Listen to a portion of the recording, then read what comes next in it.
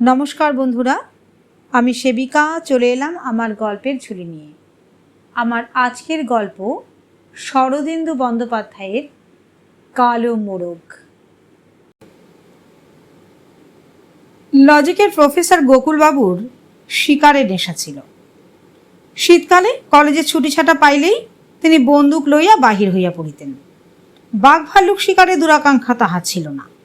ঘু ঘু বনপায়রা হরিয়াল বড়জোর খরগোশ হত্যা করিয়া তাহার রক্ত পিপাসা চরিতার্থ হইত। ন্যায়শাস্ত্রের অধ্যাপক গোকুলবাবুর মনটি ছিল অতিশয় যুক্তিপরায়ণ। অমুক যুক্তির দ্বারা নিয়ন্ত্রিত হইয়া তিনি বিবাহই করেন নাই। একটি স্ত্রীলোককে কেন তিনি সারা জীবন ধরিয়া ভরণ পোষণ করিবেন, ইহার কোনো যুক্তিসম্মত কারণই তিনি খুঁজিয়া পান নাই। অন্তরঙ্গ বন্ধুবান্ধব বিশেষ কেহ ছিল না। তাহার কাছে এই সকল সম্পর্কের কোনো মানে হয় না। বস্তুত এই মানে হয় না কথাটা তাহার মনের এবং কথার মাত্রা হইয়া দাঁড়াইয়াছিল। ভূত, ভগবান, প্রেম, আত্মবিসর্জন প্রভৃতি কথা শুনিলেই তিনি মুখ বাঁকাইয়া বলিতেন, মানে হয় না। নিজের শিকারপ্রীতিরও তিনি একটি মানে আবিষ্কার করিয়াছিলেন। জীব মাত্রই হিংসাপরায়ণ। হিংসাবৃত্তি মানুষের স্বধর্ম। মাঝে মাঝে রক্তপাত না করিলে মনের স্বাস্থ্য খারাপ হইয়া যায়, তাই শিকার করা আবশ্যক। তিনি একাকী শিকারে যাইতেন। তাহার পরিচিতদের মধ্যে কাহারও শিকারের নেশা ছিল না। তাছাড়া গোকুলবাবুর মতে দল বাঁধিয়া শিকার করিতে যাওয়ার কোনো মানেই হয় না। তাহার একটি সাইকেল ছিল। একনলা বন্দুকটি সাইকেলের রডে বাঁধিয়া তিনি বাহির হইতেন। শহরের 8-10 মাইল বাহিরে লোকাল বোর্ডের ধারে একটি মাঝারি গোছের জঙ্গল আছে। শীতকালে যখন বট ও অসত্যের ফল পাকিতে আরম্ভ করে, তখন পারাবত জাতীয় পাখিরা সেখানে ভিড় করে। গোকুলবাবু প্রতি বৎসর এই জঙ্গলে শিকারের সন্ধানে যান। পৌষ মাসের মাঝামাঝি এক মধ্যাহ্নে গোকুলবাবু সাইকেল চড়িয়া যাত্রা করিলেন। মন্দমন্থর চরণে সাইকেল চালাইয়া বনের কিনারায় উপস্থিত হইলেন। বনের কিনারায় একটি গ্রাম। গ্রামে এক মুদির দোকানে সাইকেল রাখিয়া বনের মধ্যে প্রবেশ করিলেন। বনটি আকারে প্রায় গোলাকৃতি, ব্যাস অনুমান 3 মাইল। ইহার নেমিবৃত্ত ঘেরিয়া কয়েকটি ছোট ছোট গ্রাম। কোনোটা হিন্দু প্রধান, কোনো গ্রাম মুসলমান প্রধান। গ্রামীণরা সকলেই চাষি।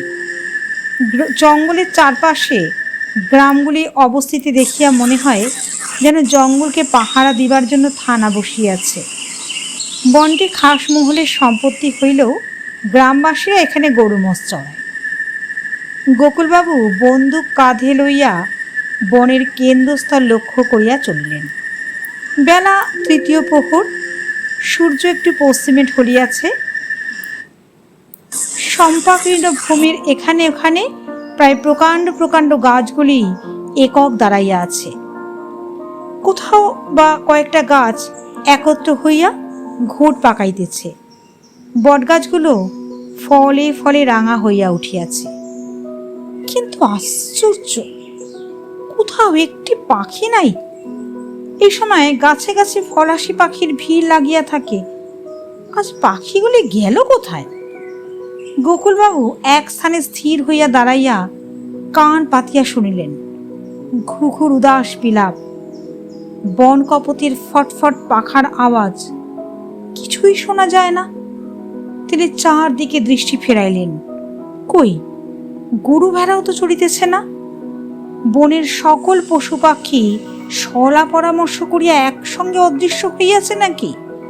বিরক্ত হইয়া তিনি মনে মনে মন্তব্য করিলেন, মানে হয় না। তবু তিনি অগ্রসর হইলেন। কাল হয়তো একদল শিকারী আসিয়াছিল, দমাদ্দম বন্দুক ছুড়িয়া পাখিগুলিকে বনছাড়া করিয়াছে, কিংবা হয়তো বনের অন্য প্রান্তে তাহারা জড়ো হইয়াছে। গোকুলবাবু বড় বড় গাছগুলার তলা দিয়া চলিতে চলিতে ঊর্ধ্বে গাছের ঘন ডালপালার দিকে দৃষ্টি নিক্ষেপ করিতে লাগিলেন। হরিয়াল পাখিগুলা বর্ণচোরা। তাহারা যখন আকাশে ওড়ে তখন তাহাদের সবুজ রং সহজেই চোখে পড়ে, কিন্তু একবার গাছে বসিলে নিমেষে অদৃশ্য হইয়া যায়।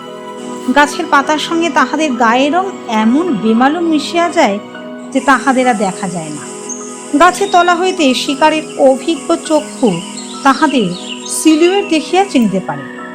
গোকুলবাবু দেখিতে দেখিতে চলিলেন, কিন্তু একটিও হরিয়াল দেখিতে পাইলেন না। বনের কেন্দ্রস্থলে ৮-১০টা বড় বড় গাছ একত্র হইয়া নিম্নে ঘন ছায়া রচনা করিয়াছিল। গোকুলবাবু কাঁধ হইতে বন্দুক নামাইয়া একটি গাছের গুড়িতে হেলাইয়া দিলেন। একটু নিরাশভাবে গাছতলায় বসিলেন। যে পুকুরে মাছ নাই সে পুকুরে মাছ ধরা, আর যে বনে পাখি নাই সে বনে পাখি মারিতে আসা প্রায় একই কথা, মানে হয় না। তিনি পকেট হইতে কুচা সুপারি লইয়া কিছুক্ষণ চিবাইলেন। তারপর মন একটু চাঙ্গা হইলে উঠিয়া দাঁড়াইলেন। উঠিয়া দাঁড়াইতেই কি যেন তাহার পেছন হইতে গরম পাঞ্জাবির ছুট ধরিয়া টান দিল। গোকুলবাবু চমকিয়া পিছন ফিরিয়া চাহিলেন। তাহার বুক ধড়াস করিয়া উঠিল। ভয়ের কিছু নাই। গাছের গোড়ায় একটা কাটা লতা ছিল, তাহারই কাটায় পাঞ্জাবির প্রান্ত আটকাইয়া গিয়াছিল। গোকুলবাবু ধাতস্থ হইলেন, কিন্তু গত বৎসরের একটি ঘটনা তাহার মনে পড়িয়া গেল। তিনি গাছটিকে ভালো করিয়া নিরীক্ষণ করিলেন। হ্যাঁ, এই গাছটাই তো বটে। গত বৎসর এই সময় এই গাছতলায় একটা ব্যাপার ঘটিয়াছিল। গত বৎসর দ্বিপ্রহরে গোকুলবাবু এই বনে পাখি বাড়িতে আসিয়াছিলেন। আসিয়া দেখিলেন পুলিশ বন ঘিরিয়া ফেলিয়াছে। একজন ডিএসপি, 2জন দারোগা, 5-6জন ছোট দারোগা এবং অসংখ্য কনস্টেবল, সকলেই সশস্ত্র। কি ব্যাপার? একজন ছোট দারোগার সঙ্গে গোকুলবাবুর সামান্য আলাপ ছিল। তিনি তাকে জিজ্ঞাসা করলেন, কি হয়েছে? আপনারাও পাখি শিকার করবেন নাকি? পাখি নয়, আরো বড় শিকার, ছোট দারোগা বলল। আবদুল্লাহ নামে একটা দুর্দান্ত খুনি আসামি এই বনের মধ্যে লুকিয়ে আছে। আবদুল্লাহ একজন বড় গুন্ডা। বিপক্ষ দলের একজন গুন্ডাকে খুন করে সে ধরা পড়ে যায়। বিচারের পর তার ফাঁসির আজ্ঞা হয়। বিচারের পর আদালত থেকে জেলখানায় নিয়ে যাওয়ার সময় 2জন রক্ষীকে গুরুতর আহত করে দড়ি ছিঁড়ে সে পালিয়েছে। এই বনের কিনারায় একটি গ্রামে আবদুল্লাহর আত্মীয় স্বজন বাস করে। পুলিশ সন্ধান নিয়ে জানতে পেরেছে যে এই বনে সে লুকিয়ে আছে। আত্মীয় স্বজনেরা তাকে খাদ্য সরবরাহ করে। তাই পুলিশ আজ বনে হানা দিয়েছে, আবদুল্লাহকে ধরবে। শুনিয়া গোকুলবাবু বলিলেন, তাহলে আজ আমি ফিরে যাই। আজ আর শিকার হলো না। আমি বৃথায় এত দূর এলাম, মানে হয় না। ছোট দারোগা বলিল, আপনি তো প্রায় এই জঙ্গলে শিকার করতে আসেন। জঙ্গলের ঘোতঘাত সব জানা আছে? তা আছে, আসুন আমার সঙ্গে। ছোট দারোগা গোকুলবাবুকে ডিএসপির কাছে লইয়া গেল। ডিএসপি গোকুলবাবুর পরিচয় শুনিয়া এবং জঙ্গলের সহিত ঘনিষ্ঠতার কথা জানিতে পারিয়া বলিলেন, বেশ তো, আপনিও খুঁজুন না। আপনার সঙ্গে বন্দুক আছে, ভয় কিছু নেই। যদি ধরতে পারেন নামও হবে। গোকুলবাবু বনে প্রবেশ করিলেন। ভাবিলেন, পাখির বদলে মানুষ মেয়েকে মন্দ কি? একটা নতুন অভিজ্ঞতা। বনের মধ্যে আরও অনেক পুলিশের লোক খোঁজাখুঁজি করিতেছে। ঝোপঝাড় ঠেঙাইয়া বিবিধভাবে বনের কিনারা হইতে কেন্দ্রের দিকে অগ্রসর হইতেছে। গোকুলবাবু তাহাদের অতিক্রম করিয়া অভ্যন্তরের দিকে চলিলেন। তাহার দৃষ্টি গাছের মাথার দিকে। পুলিশ ঝোপঝাড় ঠেঙাইতেছে, ঠেঙাক। গোকুলবাবুর যুক্তি নিয়ন্ত্রিত বুদ্ধি বলিতেছে, আসামি যদি বুদ্ধিমান হয় সে গাছের নিচে থাকিবে না, ওপরে থাকিবে। ঘণ্টা 2 এদিক ওদিক ঘুরিতে ঘুরিতে গোকুলবাবু একাকী একটি গাছের তলায় আসিয়া উপস্থিত হইলেন। প্রকাণ্ড গাছ, একেবারে মহিরুহ। গুড়িটা 3জন মানুষ জড়াইয়া ধরিতে পারে না। ডালপালা অতিকায় হাতের সুরের মতন জড়াজড়ি করিয়া বহু শাখা প্রশাখা বিস্তার করিয়া বহু ঊর্ধ্বে চলিয়া গিয়াছে। ঘন পাতার আবরণের মধ্যে গধূলির অন্ধকার। গোকুলবাবু গাছের নিচে ঘুরিয়া ফিরিয়া দেখিতে লাগিলেন। ঊর্ধ্বে মুখ দেখিতে দেখিতে তাহার চোখে পড়িল মাটি হইতে আন্দাজ 20 হাত উচ্চ একটা মোটা ডালকে গিরগিটির মতন জড়াইয়া আছে একটা মনুষ্য দেহ। অভিজ্ঞ চক্ষু না হইলে মনুষ্য দেহ ঠাকুর করা যায় না, মনে হয় গাছেরই একটা শাখা। গোকুলবাবু বন্দুকে টোটা ভরাই ছিল। তিনি ডাকিলেন, এই নেমে আয়। ওপর হইতে সারা শব্দ আসিল না। গিরগিটির মতো আকৃতিটা নিশ্চল রইল। তিনি তখন আবার বলিলেন, আমি তোকে দেখতে পেয়েছি, ভালো চাষ নেমে আয়, নইলে গুলি করব। এবার আকৃতিটা নিশ্চলই রইল। গোকুলবাবুর ইচ্ছা ছিল আসামিকে নিজেই ধরিবেন এবং বন্দুকের আগায় লইয়া গিয়া ডিএসপির হাতে সমর্পণ করিয়া দিবেন, কিন্তু তাহা হইল না। তিনি গলা চড়াইয়া হাঁক দিলেন, আসামিকে দেখেছি, শিগগির এসো, জলদি। মুহূর্তের মধ্যে 50 জন লোক আসিয়া গাছটা ঘিরিয়া ফেলিল। আসামি তবু গাছ হইতে নামিতে চাহে না। ডিএসপি তখন কয়েকবার বন্দুকের ফাঁকা আওয়াজ করিয়া বলিলেন, আবদুল্লাহ, যদি স্বেচ্ছায় নেমে না আসো, তোমাকে গাছের ওপরেই গুলি করে মারব। অবশেষে আবদুল্লাহ নামিয়া আসিল। কয়লার মতো কালো লিকলিকে একটা লোক, পরনে শুধু একটা নীল রঙের লুঙ্গি। পুলিশ তাহার হাতে হাত করা পড়াইল। সে বাধা দিল না, কেবল তাহার বিষাক্ত হিংস্র দৃষ্টি গোকুলবাবুর ওপর স্থির হইয়া রহিল। পুলিশ আবদুল্লাহকে টানিয়া লইয়া চলিয়া গেল। কিছুদিন পরে গোকুলবাবু খবর পাইলেন আবদুল্লাহর ফাঁসি হইয়া গিয়াছে। ইহা 1 বছর আগেকার ঘটনা। বন্দুক কাঁধে তুলিয়া গোকুলবাবু আর একবার গাছটিকে আপাদমস্তক নিরীক্ষণ করিলেন। হ্যাঁ, এই গাছ হইতেই তিনি আবদুল্লাহকে ধরিয়াছিলেন। ওই যে ডালটা, যাহার গায়ে তাহার কালো দেহটা গিরগিটির মতো জড়াইয়াছিল। কিন্তু আজ পেছনে অতর্কিত টান পড়ায় তাহার বুক ধড়াস করিয়া উঠিল কেন? তাহার মনে কুসংস্কার নাই? লজিকের ফাঁদে যাহা ধরা যায় না তাহা তিনি বিশ্বাস করেন না। তবে নিশ্চয়ই গত বছরের ঘটনাটা তাহার অবচেতন মনে সঞ্চিত হইয়াছিল। মনের অনাবশ্যক জঞ্জাল, মানে হয় না। তিনি আবার চলিলেন। শীতের সূর্য আর একটু ঢলিয়া পড়িয়াছে পশ্চিম দিকে। রৌদ্রের রং পিতাভ হইয়াছে। গোকুলবাবু দ্রুত পা চালাইলেন। বনের ওদিকটায় দেখিয়া তাড়াতাড়ি ফিরিতে হইবে। বনের মধ্যে রাত্রি হওয়া বাঞ্ছনীয় নয়। আরো মাইলখানে গিয়া গোকুলবাবু দাঁড়াইলেন। দূর তো, আর টোটো করে কি হবে? সব পাখি পালিয়েছে। এখন ঘরের ছেলে ঘরে ফিরে গেলেই ভালো। গোকুলবাবু অসংখ্যবার শিকারে আসিয়াছেন, কিন্তু নিষ্ফল যাত্রা কখনো হয় নাই। তিনি ফিরিবার জন্য পা বাড়াইয়াছেন, এমন সময়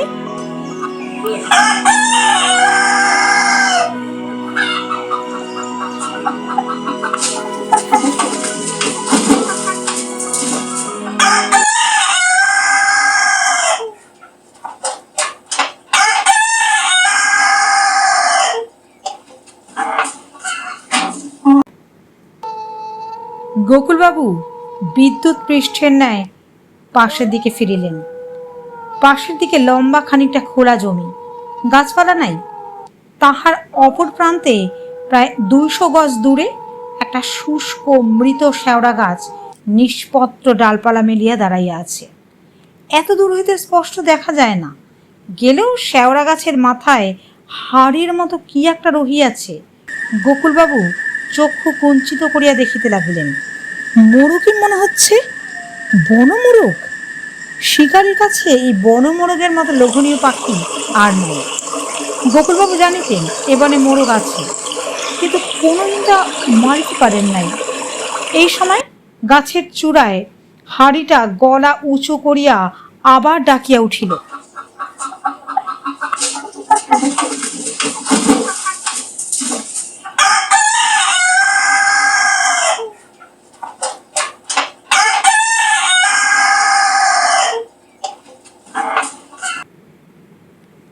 আর সন্দেহ রহিল না। একটা চাপা উত্তেজনা গোকুলবাবুর স্নায়ুমণ্ডলীকে ধনুর্গুণের মতো টান করিয়া দিল। তিনি দূরে বৃক্ষ শীর্ষে দৃষ্টি রাখিয়া কাঁধ হইতে বন্দুক নামাইলেন। পকেট হইতে 4 নম্বরের একটা টোটা লইয়া বন্দুকে ভরিলেন। তারপর বন্দুক হস্তে নিঃশব্দ পদসঞ্চারে অগ্রসর হইলেন। 100 গজের মধ্যে পৌঁছিয়া তিনি মোরগটাকে স্পষ্ট দেখিতে পাইলেন। একটা প্রকাণ্ড মোরগ, যেন একটা ময়ূর, কুচকুচে কালো গায়ের পালক, তাহার উপর রৌদ্র পড়িয়া ঝকমক করিতেছে। পুচ্ছের ময়ূরকণ্ঠী পালকগুলি বক্রভাবে উদ্যত হইয়া আছে। মোরগ সগর্বে গলা উঁচু করিয়া এদিক ওদিক চাহিতেছে। গোকুলবাবুর শরীরের ভেতর একটা উত্তেজনায় শিহরণ খেলিয়া গেল। তাহার বন্দুকের পাল্লা 100 গজ। মোরগটা পাল্লার মধ্যে আসিয়াছে, কিন্তু গোকুলবাবু সাবধানী লোক, 100 গজ দূর হইতে ছড়রা এদিক ওদিক নিক্ষিপ্ত হয়, লক্ষ্যে নাও লাগিতে পারে। তিনি অতি সন্তপর্ণে এক পা করিয়া অগ্রসর হইলেন। কাছে পিঠে গাছ থাকিলে ভাবনা ছিল না, কিন্তু গাছ নাই, তাহাকে খোলা মাঠ দিয়া অগ্রসর হইতে হইল। আরও 25 গজ গিয়া তিনি থামিলেন। এইবার বেশ পাল্লার মধ্যে আসিয়াছে, আর লক্ষ্যভ্রষ্ট হইবার ভয় নাই। তিনি ধীরে ধীরে বন্দুক তুলিলেন, কিন্তু টিপ করিয়া ঘোড়া টিপিবার আগেই মোরগ ফরফর শব্দ করিয়া উড়িয়া গেল। মোরগ জাতীয় পাখি ভালো উড়িতে পারে না, তাহার ওজনের তুলনায় পাখনা ছোট, কিন্তু উঁচু হইতে লাফাইয়া পাখনার সাহায্যে অক্ষত দেহে মাটিতে নামিতে পারে। মোরগটা পাখনা নাড়িতে নাড়িতে মাটিতে নামিয়া কোক কোক শব্দ করিতে করিতে একদিকে ছুটিল। গোকুলবাবু দেখিলেন প্রায় 100 গজ গিয়া মোরগটা একটা গাছের তলায় দাঁড়াইল। তারপর যেন কিছুই হয় নাই, এমনি করিয়া গাছের নিচু ডালে ডাকিয়া উঠিল।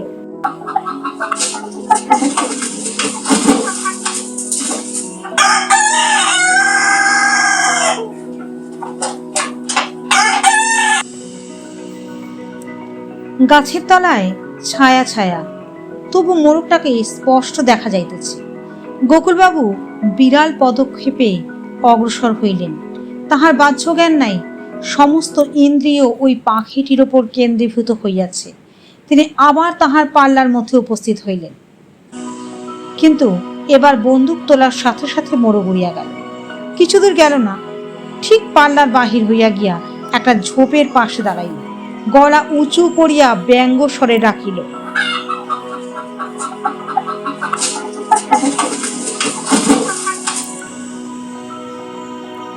গোকুলবাবু আবার চলিলেন। নিয়তির চুম্বক তাহাকে টানিয়া লইয়া চলিল। ক্রমে সূর্য বনের আড়ালে ঢাকা পড়িল, চারিদিক ছায়াচ্ছন্ন হইয়া আসিল। গোকুলবাবুর সেদিকে লক্ষ্য নাই। তিনি মোহগ্রস্থের মতো মোরগের পিছনে চলিয়াছেন, কিন্তু অনেক চেষ্টা করিয়াও তিনি মোরগটাকে মারিতে পারিলেন না। যতবার পাল্লার মধ্যে আসেন, ততবার বন্দুক তোলার সঙ্গে সঙ্গে মোরগ পালাইয়া যায়। তাহাকে অনুসরণ করিয়া তিনি কোন দিকে চলিয়াছেন তাহাও তাহার লক্ষ্য নাই, কেবল একাগ্র ব্যগ্রতায় পাখির পিছনে চলিয়াছেন। একবার তাহার মনে হইল গাছপালার ওপারে ধোঁয়া উঠিতেছে। তাহার মনের উপর অস্পষ্ট ছায়া পড়িল, বনের কিনারে কোনো গ্রামের কাছে আসিয়া পড়িয়াছেন। দিনের আলো দ্রুত নিভিয়া আসিতেছে, চারদিকের গাছপালা আবছায়া হইয়া গিয়াছে, তবু কালো মোরগটাকে পরিষ্কার দেখা যায়। হঠাৎ মোরগটা থামের মতো একটা উঁচু জায়গায় উঠিয়া তীব্র কণ্ঠে ডাক দিল। গোকুলবাবু দেখিলেন একটা গোরস্থান, গ্রাম্য গোরস্থান। অধিকাংশ কবরই মাটির, ইটের কবর যে 2-4টা আছে, তাহাও চুন সুরকি খসিয়া জীর্ণ হইয়া পড়িয়াছে। কেবল একটা গোড় নতুন, তাহার গায়ের চুনকাম সম্পূর্ণ মুছিয়া যায় নাই। সেই গোড়ের শীট স্তম্ভের ওপর মোরগটা গর্বিত ভঙ্গিতে দাঁড়াইয়া আছে। গোকুলবাবু শীর্ণ একটা নিঃশ্বাস টানিলেন।